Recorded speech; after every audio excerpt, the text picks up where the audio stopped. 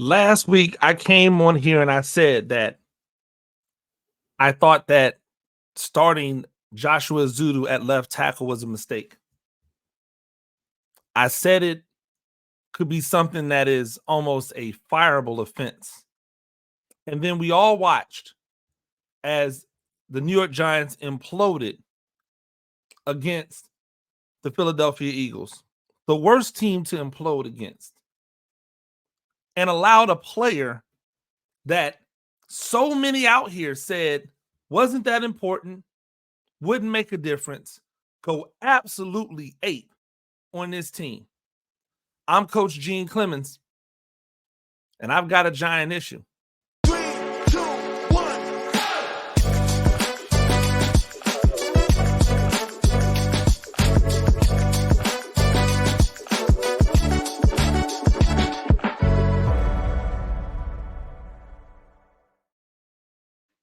Ladies and gentlemen, welcome back to another edition of A Giant Issue. I am Coach Gene Clemens.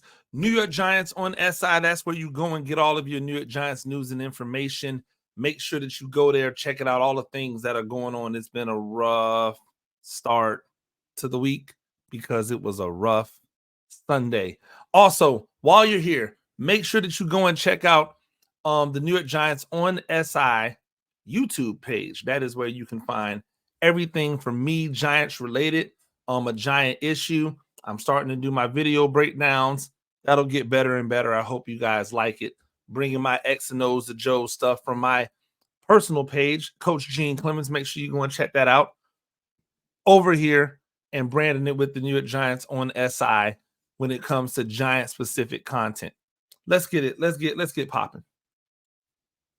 I don't want to hear people try to blame others for what clearly has a blame already for it.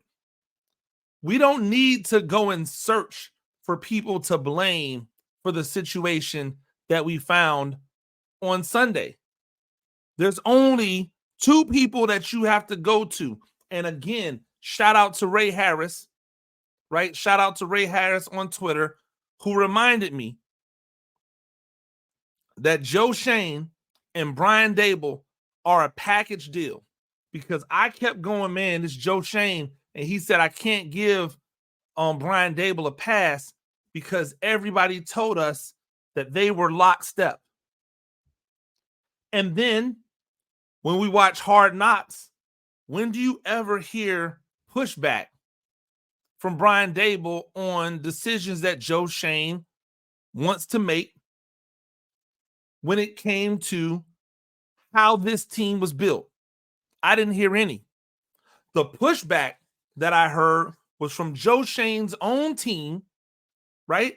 Those guys that he hired to be kind of his brain trust, and he brushed them aside like it didn't even matter. Just so I'm going to set it up for you, and stay with me because I got a couple things, but I'm not trying to go long today. Joe Shane went out and got in the draft 3 years ago. He went out and got a left tackle who was supposed to come and play guard out of college. He also went and got a big guard from the same school that was supposed to play guard out of college. Right? Everybody remembers that first draft for the New York Giants.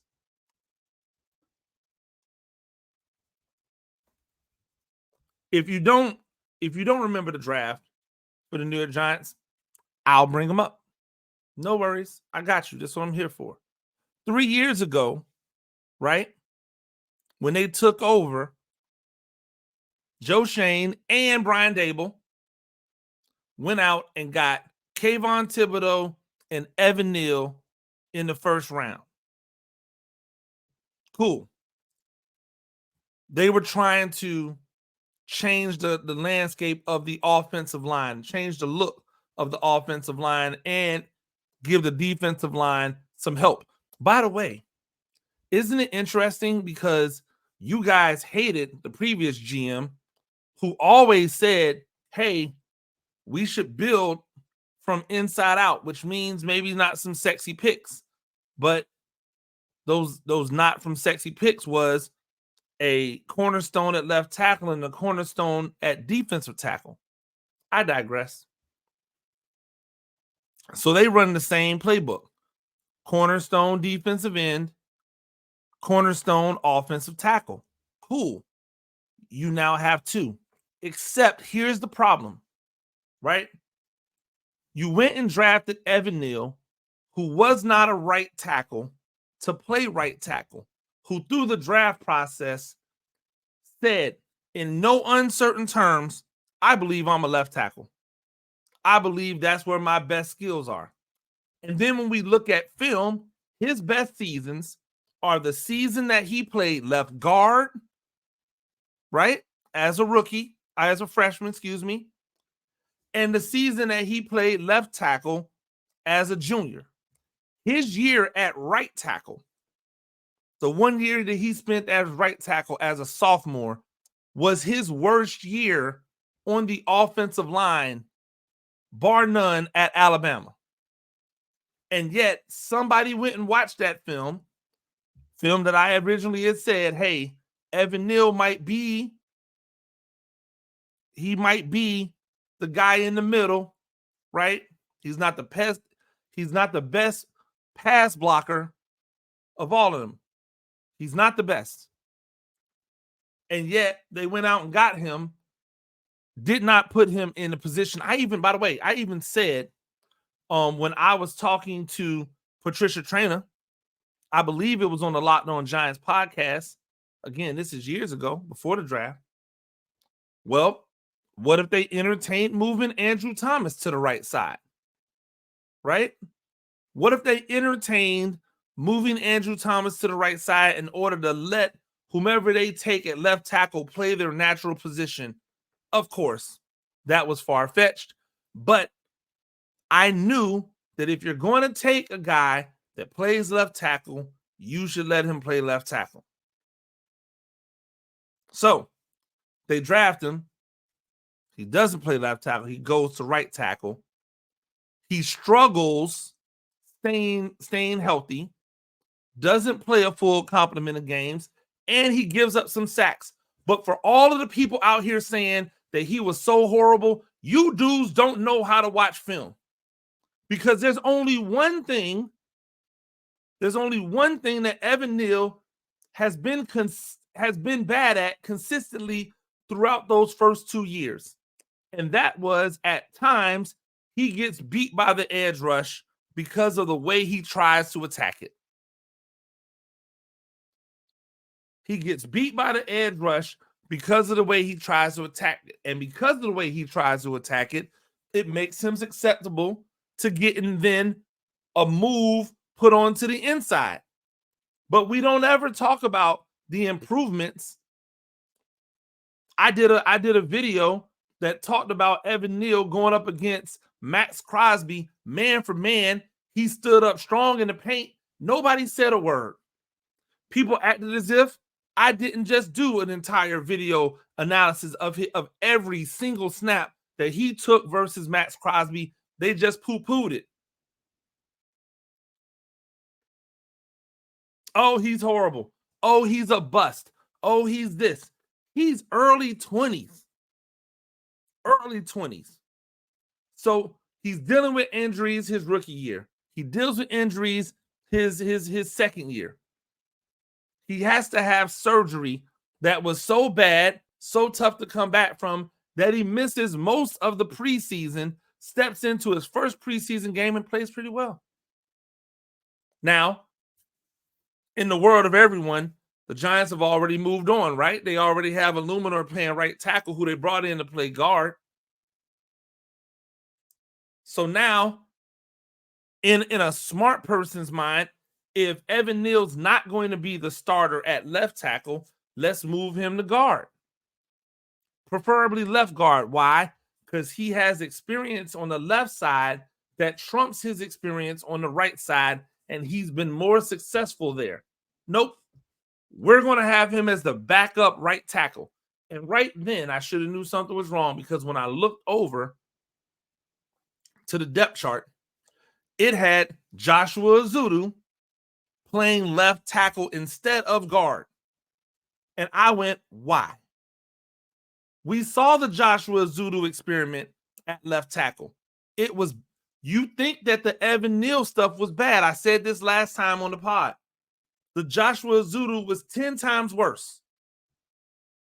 Guess what it was on Sunday? This is not a blame for Joshua Zudu. He's playing out of position. He's not a left tackle. He's a guard. If you're not going to allow him to play guard, cut him and let him go somewhere where they're going to allow him to play the position that he could play well. He can't play left tackle. He can't. There's something about his footwork that does not allow him to keep guys from running around him on the outside. Guess what? You don't have to worry about that at guard. So back then, I'm thinking, okay, Neal should be the swing tackle, right? But he's only training at right tackle. Only.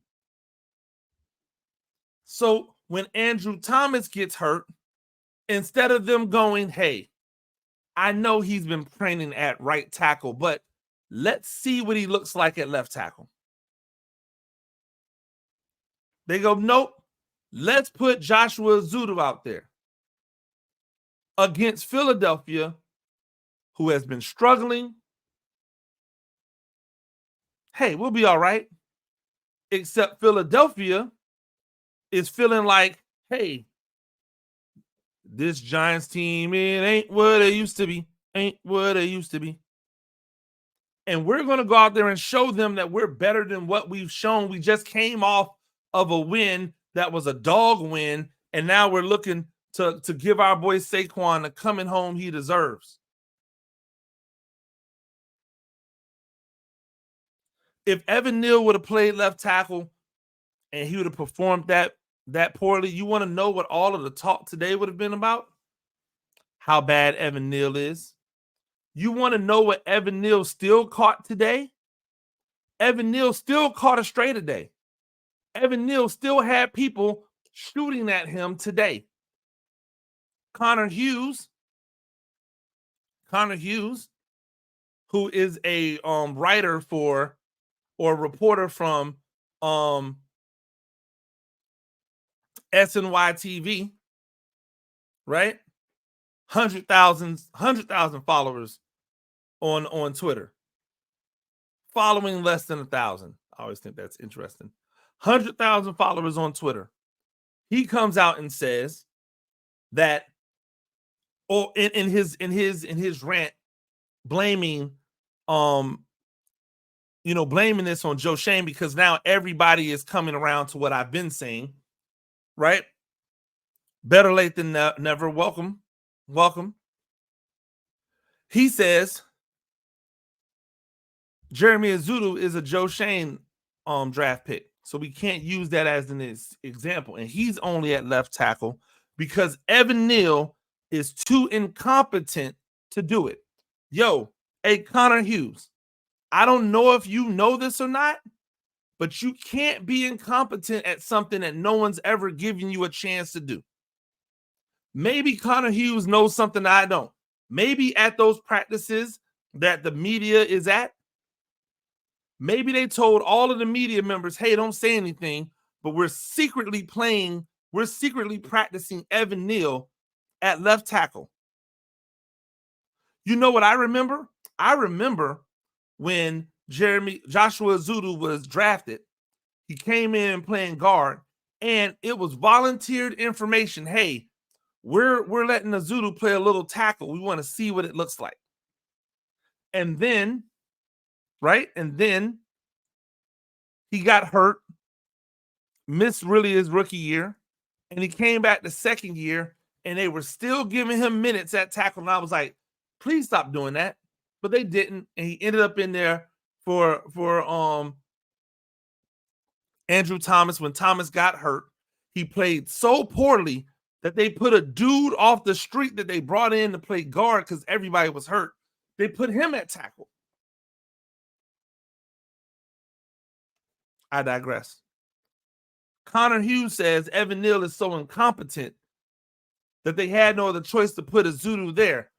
How can you be incompetent at something that they've never given you the chance to do? You want to know what I know without a shadow of a doubt? If the Giants had given Evan Neal left tackle snaps, everybody would be talking about it. Everybody would have said Evan Neal taking left tackle snaps. I know Patricia Traynor would have said it. I know Paul Dottino would have said it.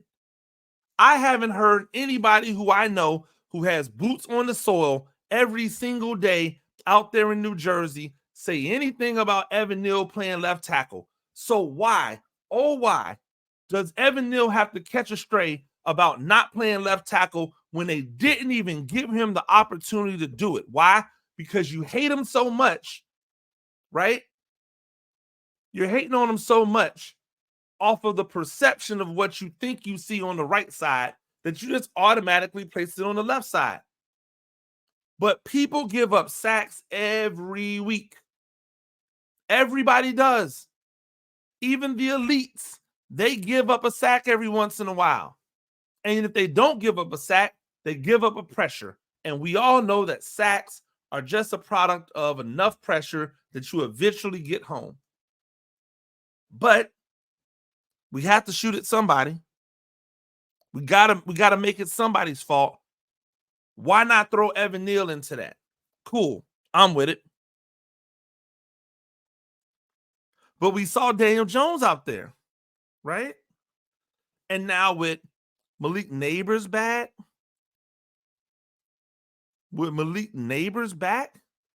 we don't see the production. Somebody make it make sense. All of you now are like, it's over. Bench Daniel Jones. Keep him healthy.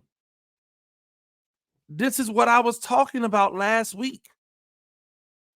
Having that, this is what makes this contract one of the worst that's ever been drafted, ever been signed. I can't believe that people came out of their mouths to say that this was a value bar, that this was a bargain. People believe that.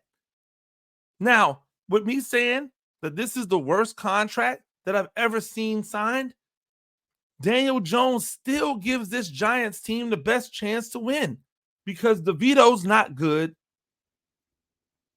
DeVito's not good.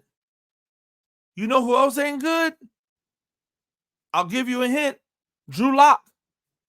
They're better than me at playing quarterback. They're better at playing quarterback than I was at playing receiver. They're better at playing quarterback than I was at playing tight end. But that's not what we're debating. They are bad when we're talking about NFL quarterbackery. And now you're supposed to turn over a season that still has double-digit games, over double-digit games in it. You're supposed to just lay down. What we saw on Sunday is akin to unintentional sabotage. Because I'm not going to put it on anybody that somebody did this on purpose. It's the greatest time of year again. Football is back, and it's here to stay till February. Over 1 million fans across 33 states got in the game last year by making picks on Underdog. Went up to 1,000 times your money just by choosing higher or lower on your favorite player stats, i.e. touchdowns, passing yards, and more. Listen, I use Underdog Fantasy when I want to put my Giants stuff in. I want to make sure that I get higher or lower on those targets, on those catches, because we know these wide receivers and running backs be out here getting targeted a lot, right, in the pass game. And with that, there's a good chance that they're going to go higher than their projected stat line. I like that. Making picks on Underdog is straightforward, and signing up is even easier. Just go ahead, head over to Underdog's simple to use mobile app or underdogfantasy.com. Sign up with the promo code NYSI, and Underdog will give you a free pick to use in your first cash pick'em entry, plus up to $1,000 in bonus cash when you deposit. That's Underdog Fantasy, promo code NYSI to claim your new customer special of a free pick in your deposit offer. Must be 18 or older and present in a state where Underdog Fantasy operates. Terms apply. Void in Colorado. Concerned with your play? Call 1-800-GAMBLER or visit www.ncpgambling.org. In Arizona, 1-800-NEXT-STEP or text NEXT STEP to 53342. In New York, call the 24/7 Hope line at 1-877-8-HOPE-NY or text HOPE-NY 467-369. I would be irresponsible to come on here and say that I believe that this regime is intentionally sabotaging, right? Because I don't think that's the case. I know that they have to know there's pressure to win, right? But maybe it's unintentional sabotage. Maybe it is ignorant sabotage, naive sabotage. Maybe they really thought that Joshua Zudu was better at left tackle than he was at guard. Maybe they thought that Carmen Brasillo had worked such magic up until this point that he could continue to work that magic over there. But in the end, my guys, go down with the picks that you actually picked that are premium. If I'm going to lose a game with a tackle in the game, it's going to be with Evan Neal in the game.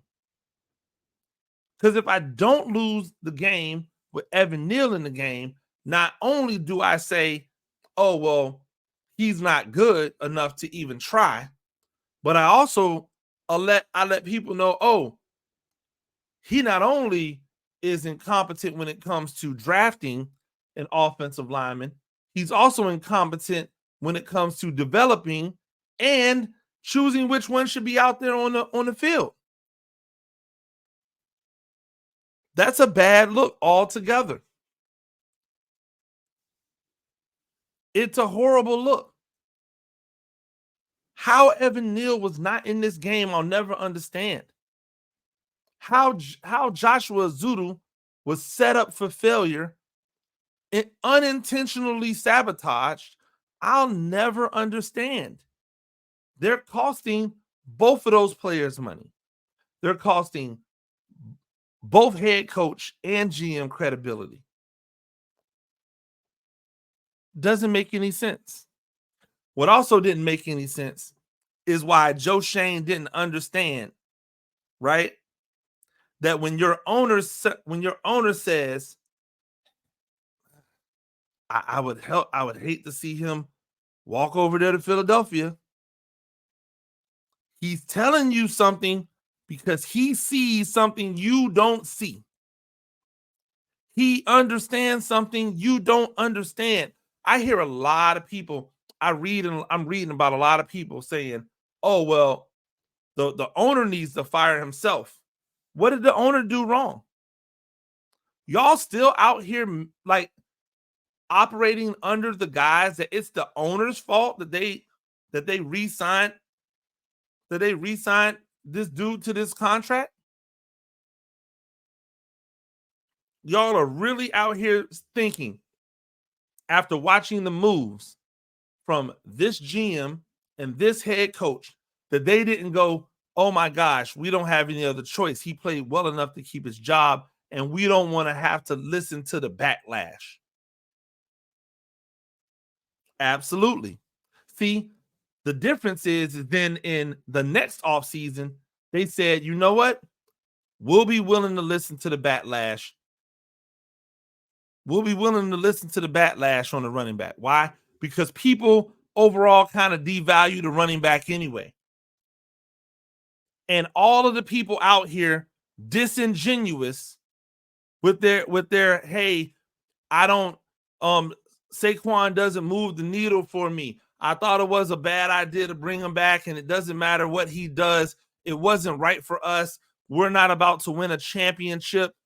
All of the stupid stuff that they said, right? All of the ridiculous things that they said. Here's where this thing comes full circle, right? Here's where this thing comes full circle. A lot of y'all sat out there and said that Saquon Barkley was washed. Y'all were saying Saquon Barkley was washed. Y'all were saying that he didn't have home run hitting ability anymore. You were pulling up clips where he only ran for 40 yards or 50 yards and didn't take it to the house, and use that as means to say, hey, he doesn't have it. He doesn't have the explosiveness anymore. You questioned his toughness, even though he's gone through some pretty like horrific injuries, blown knees, dislocated this, torn that. He's played through injuries when it didn't behoove him to play through injuries at all. Why? Because he knew how that would look and how he would be valued afterwards. But he did it. You badmouth him on the way out the door. Hey, he's leaving. Good for him. He got his money, but he's not going to do anything. He's just going to be ordinary over there. Hey, have fun with that Saquon contract in year number 3 when you're paying him all of this money and he's just blah, blah, blah. Then you convince yourselves that Devin Singletary was just as good or could give you a reasonable facsimile to what Saquon Barkley did. People said that all of the backs all together could give you what Saquon Barkley was giving you. That is what all of a lot of these Giants content creators were trying to sell to you as to why you should not be in on Saquon Barkley coming back at a higher rate. Right? That's what they tried to get off. Except they're not Saquon and they're dealing with a better team around them. So just imagine what Saquon would do in this offense if he had the opportunity. You want to know what? We don't have to imagine. We don't have to imagine. We just see him in this Eagles offense, which a lot of you told us, oh, well, Daniel Jones isn't that much different than what they have at quarterback with the Eagles, right? You have now an elite number one who you guys are saying is already a top 5 wide receiver in the league. So I'm struggling to understand.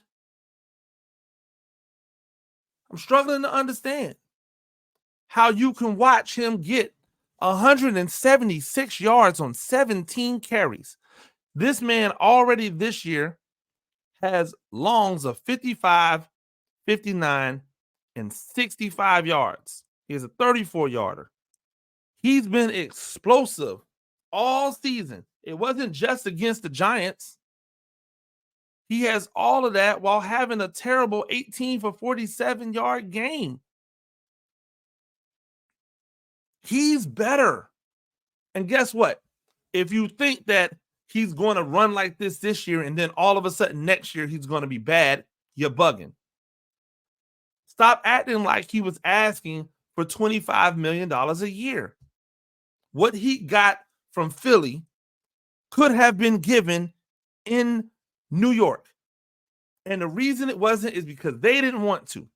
Because anytime a GM wants to pay somebody, they find a way to maneuver everything so it makes sense. We'll restructure some deals here, we'll backload it here, or we'll front load it here, we'll change this around so it doesn't hurt us. They do everything in their power to get it done. Why? Because they want to. not because they have to, because they want to, or not because they can't, but because they want to. And they didn't want to with Saquon. So now reap the benefits, or excuse me, see the consequences of your actions. I've got so much to say on this, but I am out of time, ladies and gentlemen. I will be here every week this week. We got more to talk about.